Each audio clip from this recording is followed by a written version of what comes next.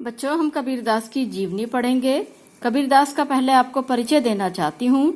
कबीरदास मध्यकाल के भक्ति काल के निर्गुणवादी कवि थे। संत स्वभाव के माने जाते थे। इनकी भाषा पंचमेल खिचड़ी और सदुकड़ी भाषा कही जाती थी, क्योंकि उसमें विभिन्न भाषाओं के शब्दों का मिश्रण था।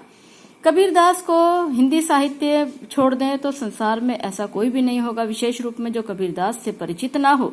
कबीरदास की साखियां, कबीरदास के दोहे जिन्हें साखियां कहा जाता था, आज भी गाई बजाई जाती हैं। मंदिरों में, भजनों में इनको गाया बजाया जाता है। जीवनी पढ़ेंगे पहले। कबीर का जन्म 1398 में काशी में हुआ माना जाता है।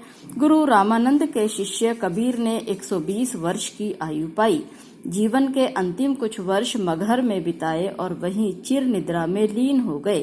चिर निद्रा माने इनकी मृत्यु हो गई। लगभग 120 वर्ष की इन्हें आयु मिली। कबीर का आविर्भाव माने समाज में उदय होना, समाज में दिखाई देना, समाज में काम करना ऐसे समय में हुआ जब राजनीतिक, धार्मिक और सामाजिक क्रांतियां अपने चरम पर थीं। ऐसे समय में हुआ था जबकि राजनीतिक, धार्मिक, सामाजिक यहाँ हर तरफ से संतुलन खराब था, हर तरफ से क्रांतियां दिखाई दे रही थी। समाज में जातिगत भेदभाव था, धर्म में भी स्थिरता नहीं थी।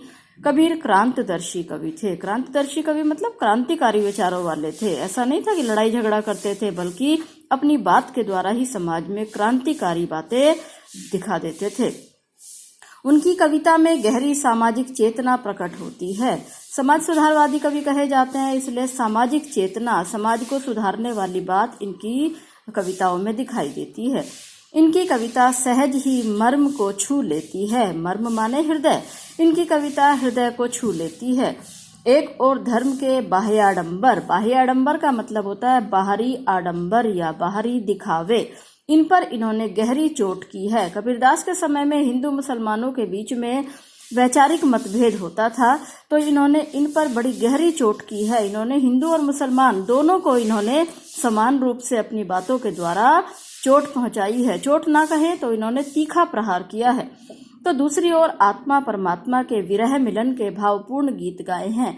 आत्मा परमात्मा का प्रेम इनकी रचनाओं में दिखाई देता है। आत्मा जो है वह सांसारिक मनुष्य है और परमात्मा को ये अपना प्रियतम कहते थे। इससे मिलना और बिछड़ना, विरह मिलन मतलब मिलना और बिछड़ना। मनुष्य कभी ईश्वर के पास आता है, कभी उससे दूर हो जाता है। तो ऐसे भावपूर्ण गीत इनकी रचनाओं में दिखाई देते हैं। कबीर ने शास्त्रीय ज्ञान की अपेक्षा अनुभव ज्ञान को अधिक महत्व दिया है। ये बात बहुत महत्वपूर्ण है कक्षा 10वीं के बच्चों के लिए, क्योंकि कक्षा 10वीं में कबीरदास को छोड़ दें तो इसके अलावा हरिहर काका में भी देखें, बड़े भाई साहब में भी देखें, सभी पाठों में लगभग हमें दिखाई देता है कि व्यावहारिक ज्ञान ही किताबी ज्ञान की अपेक्षा अधिक महत्वपूर्ण होता है।